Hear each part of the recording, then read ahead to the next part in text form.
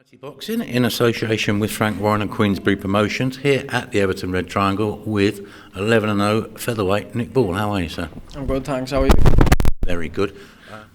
Looking back to that dinner show, I mean, you got the chance to introduce yourself really to your promoter Frank Warren, and I understand you went to see him afterwards, had a few words? Yeah, it was good. Boss experience to see him up close and fight in front of him, especially all the big names that was there. Went and seen him after the fight and he was made up with it. He said that was outstanding.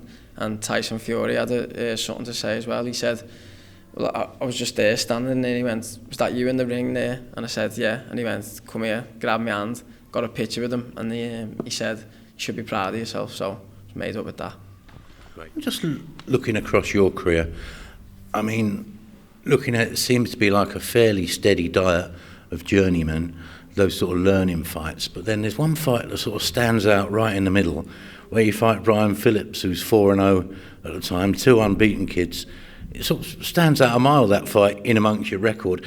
How on earth did that come about? It just come about last minute. I was on the MTK show originally, I don't know who I was fighting, so was Brian, and then I come in to the gym and Paul said, your opponent's going to be Brian Phillips. And I didn't really know much of him. And Paul said, like, he's unbeaten and all. I said, yeah, great, sound, because that's what I want. I want people coming to try and beat me, because it'll bring the best out of me. And that's what it did, and it didn't last long, the fight. No trepidation at all, because, I mean, you obviously didn't know him. You've probably never seen him fight before, so there was no trepidation over stepping into the unknown. No, I didn't know him. He seems like a nice lad, but I only had my mind on the job and getting what I had to do done. And I've done that.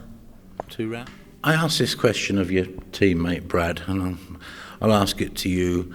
Do you think there's a gap in the market for a Liverpool headliner, someone who's going to draw the crowds into the Echo Arena? Because the shows aren't coming here as frequently as they used to. Is that a fair comment? Yeah, they're not.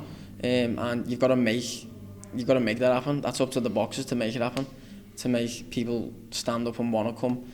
And see, your style's got to be exciting and make people get off the seats and come and want to watch and stuff like that. I guess you've also got to put yourself out there and make people aware of you. I suppose that's key to a lot of it. Yeah, definitely. You've got to be known and popular and sell a lot of tickets, because that's a massive part as well in boxing, selling tickets. So if you can sell a lot of tickets and your style's exciting, don't see why people wouldn't want to come and watch. Like I say, because it's known as a fight city, but people might say at the moment, but the UFC rolls into town and the Echo Arena's probably sold out in the drop of a hat. Boxing comes and it's a bit of a different story at the moment. Yeah, but that can always change. Like the likes of us, we've just signed with Frank, 3 of us, we're from Liverpool. We've all got exciting styles, and there's a load of other lads in Liverpool what would bring the shows back and all be on them shows together in like the Echo Arena, which will be good. Tell me about your style. I mean, fearless, come forward, don't really care, getting hurt, sort of, is that fair? Yeah, just want to get straight to it, all action.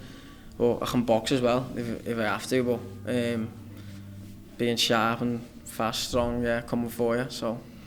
Don't mind taking one to land a few? Try not to take one, though. Be clever with it. What's your background? How did boxing find you, or you find boxing? It started off, I was doing Thai boxing. I've done that for about 10 years since I was about 14. Won everything you could in that. My dad took me down to his mate's gym, so I've done that, done everything you could in that, and then stopped, went into boxing at Kirby ABC. I was there for about 2 years, I think, maybe longer. Only had about 25 amateur fights, and then stopped, went working with my dad, and then realised I wanted to turn pro, because that's what I've always wanted to do. My style's suited to the pros, so I come down here and seeing Paul, and it's the best move I've ever made, to be honest. What did work involve? Plastering, hard work. You knew you was onto a good thing with the boxing after that then? Yeah, strengthen your ride up that, working with my dad. Oh, well, there's something waiting for your future, and an incentive to do well. Next out, February 28th. Do we know an opponent yet, or anything like that? No, I haven't heard nothing yet. No. But, I mean, you must be reaching the point where you're saying 2020 is time for a step up. You've had 11 fights now. Would you say you're done with the learning curve? Yeah, I'm done with that, yeah. You're always still learning with every fight, but I wanted some real step-ups now and get some titles behind me.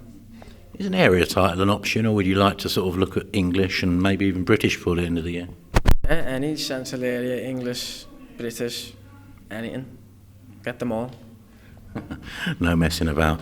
Right, Nick Ball, it's very good to meet you. Best of luck on the 28th. Thank you for having us down, and we'll see you very soon. Yeah, thank you.